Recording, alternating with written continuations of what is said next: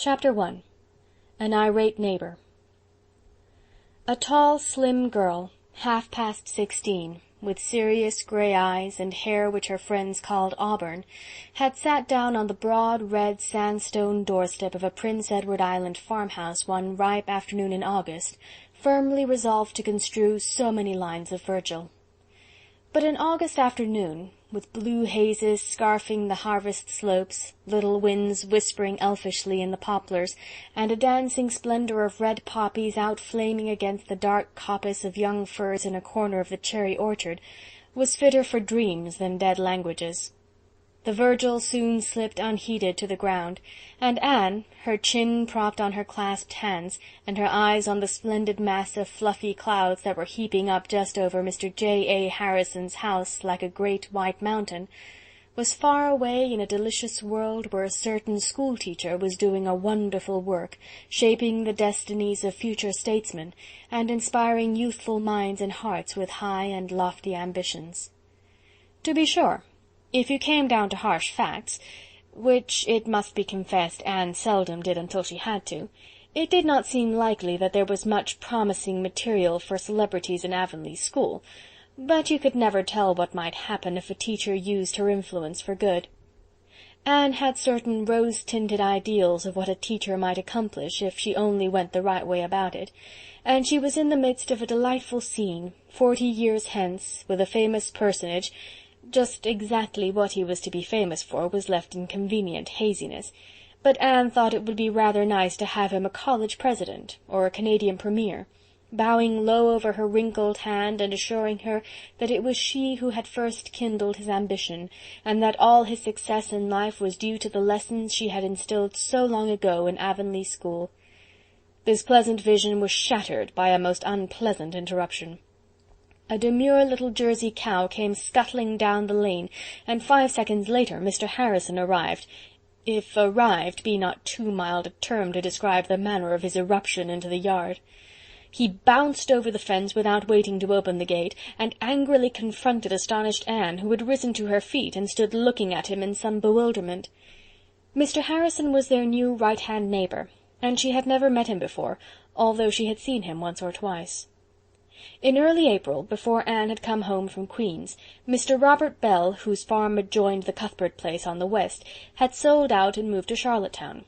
His farm had been bought by a certain Mr. J. A. Harrison, whose name, and the fact that he was a New Brunswick man, were all that was known about him. But before he had been a month in Avonlea, he had won the reputation of being an odd person, a crank, Mrs. Rachel Lynde said. Mrs. Rachel was an outspoken lady, as those of you who may have already made her acquaintance will remember. Mr. Harrison was certainly different from other people, and that is the essential characteristic of a crank, as everybody knows. In the first place, he kept house for himself, and had publicly stated that he wanted no fools of women around his diggings. Feminine Avonlea took its revenge by the gruesome tales it related about his housekeeping and cooking. He had hired little John Henry Carter of White Sands, and John Henry started the stories. For one thing, there was never any stated time for meals in the Harrison establishment. Mr. Harrison got a bite when he felt hungry, and if John Henry were around at the time, he came in for a share, but if he were not, he had to wait until Mr. Harrison's next hungry spell. John Henry mournfully averred that he would have starved to death if it wasn't that he got home on Sundays and got a good filling up, and that his mother always gave him a basket of grub to take back with him on Monday mornings. As for washing dishes, Mr. Harrison never made any pretense of doing it, unless a rainy Sunday came. Then he went to work and washed them all at once in the rainwater hogshead, and left them to drain dry. Again, Mr. Harrison was close. When he was asked to subscribe to the Reverend Mr. Allen's salary, he said he'd wait and see how many dollars' worth of good he got out of his preaching first. He didn't believe in buying a pig in a poke. And when Mrs. Lynde went to ask for a contribution to missions, and incidentally to see the inside of the house, he told her there were more heathens among the old women gossips in Avonlea than anywhere else he knew of, and he'd cheerfully contribute to a mission for Christianizing them if she'd undertake it. Mrs. Rachel got herself away and said it was a mercy poor Mrs. Robert Bell was safe in her grave, for it would have broken her heart to see the state of her house in which she used to take so much pride. Why, she scrubbed the kitchen floor every second day, Mrs. Lynde told Marilla Cuthbert indignantly, and if you could see it now, I had to hold up my skirts as I walked across it. Finally, Mr. Harrison kept a parrot called Ginger. Nobody in Avonlea had ever kept a parrot before, consequently that proceeding was considered barely respectable. And such a parrot! If you took John Henry Carter's word for it, never was such an unholy bird. It swore terribly. Mrs. Carter would have taken John Henry away at once, if she had been sure she could get another place for him. Besides, Ginger had bitten a piece right out of the back of John Henry's neck one day when he had stooped down too near the cage. Mrs. Carter showed everybody the mark when the luckless John Henry went home on Sundays. All these things flashed through Anne's mind as Mr. Harrison stood, quite speechless with wrath apparently, before her. In his most amiable mood, Mr. Harrison could not have been considered a handsome man. He was short and fat and bald, and now, with his round face purple with rage and his prominent blue eyes almost sticking out of his head, Anne thought he was really the ugliest person she had ever seen. All at once Mr. Harrison found his voice. "I'm not going to put up with this," he spluttered. "Not a day longer, do you hear, miss? Bless my soul, this is the third time, miss, the third time. Patience has ceased to be a virtue, miss. I warned your aunt the last time not to let it occur again, and she's let it, she's done it. What does she mean by it? That's what I want to know. That is what I'm here about, miss." "Will you explain what the trouble is?" asked Anne in her most dignified manner. She had been practicing it considerably of late to have it in good working order when school began, but it had no apparent effect on the irate J. A. Harrison. "Trouble, is it? Bless my soul, trouble enough, I should think. Trouble is, miss, that I found that Jersey cow of your aunt's in my oats again not half an hour ago. The third time, mark you. I found her in last Tuesday, and I found her in yesterday. I came here and told your aunt not to let it occur again. She has let it occur again. Where's your aunt, miss? I just want to see her for a minute and give her a piece of my mind, a piece of J. A. Harrison's mind, miss." "If you mean Miss Marilla Cuthbert, she is not my aunt, and she has gone down to East Grafton to see a distant relative of hers who is very ill," said Anne, with due increase of dignity at every word. "I am very sorry that my cow should have broken into your oats. She is my cow, and not Miss Cuthbert's. Matthew gave her to me 3 years ago when she was a little calf, and he bought her from Mr. Bell." "Sorry, miss? Sorry isn't going to help matters any. You'd better go and look at the havoc that animal has made in my oats. Trampled them from centre to circumference, miss." "I am very sorry," repeated Anne firmly, "but perhaps if you kept your fences in better repair, Dolly might not have broken in. It is your part of the line fence that separates your oat field from our pasture, and I noticed the other day that it was not in very good condition." "My fence is all right," snapped Mr. Harrison, angrier than ever at this carrying of the war into the enemy's country. "The jail fence couldn't keep a demon of a cow like that out, and I can tell you, you red-headed snippet, that if that cow is yours, as you say, you'd be better employed in watching her out of other people's grain than in sitting round reading yellow-covered novels," with a scathing glance at the innocent tan-colored Virgil by Anne's feet. Something at that moment was red besides Anne's hair, which had always been a very tender point with her. "I'd rather have red hair than none at all, except a little fringe round my ears," she flashed. The shot told, for Mr. Harrison was really very sensitive about his bald head. His anger choked him up again, and he could only glare speechlessly at Anne, who recovered her temper and followed up her advantage. "I can make allowance for you, Mr. Harrison, because I have an imagination. I can easily imagine how very trying it must be to find a cow in your oats, and I shall not cherish any hard feelings against you for the things you've said. I promise you that Dolly shall never break into your oats again. I give you my word of honor on that point." "Well, mind you she doesn't," muttered Mr. Harrison in a somewhat subdued tone, but he stamped off angrily enough, and Anne heard him growling to himself until he was out of earshot. Grievously disturbed in mind, Anne marched across the yard and shut the naughty Jersey up in the milking pen. "She can't possibly get out of that unless she tears the fence down," she reflected. "She looks pretty quiet now. I dare say she has sickened herself on those oats. I wish I'd sold her to Mr. Shearer when he wanted her last week, but I thought it was just as well to wait until we had the auction of the stock and let them all go together. I believe it is true about Mr. Harrison being a crank. Certainly there's nothing of the kindred spirit about him." Anne had always a weather eye open for kindred spirits. Marilla Cuthbert was driving into the yard as Anne returned from the house, and the latter flew to get tea ready. They discussed the matter at the tea-table. "I'll be glad when the auction is over," said Marilla. "It is too much responsibility having so much stock about the place and nobody but that unreliable Martin to look after them. He has never come back yet, and he promised that he would certainly be back last night if I'd give him the day off to go to his aunt's funeral. I don't know how many aunts he has got, I am sure. That's the 4th that's died since he hired here a year ago. I'll be more than thankful when the crop is in and Mr. Barry takes over the farm. We'll have to keep Dolly shut up in the pen till Martin comes, for she must be put back in the pasture, and the fences there have to be fixed. I declare, it is a world of trouble, as Rachel says. Here's poor Mary Keith dying, and what is to become of those 2 children of hers is more than I know. She has a brother in British Columbia, and she has written to him about them, but she hasn't heard from him yet." "What are the children like? How old are they?" 6 past. They're twins." "Oh, I've always been especially interested in twins, ever since Mrs. Hammond had so many," said Anne eagerly. "Are they pretty?" "Goodness, you couldn't tell. They were too dirty.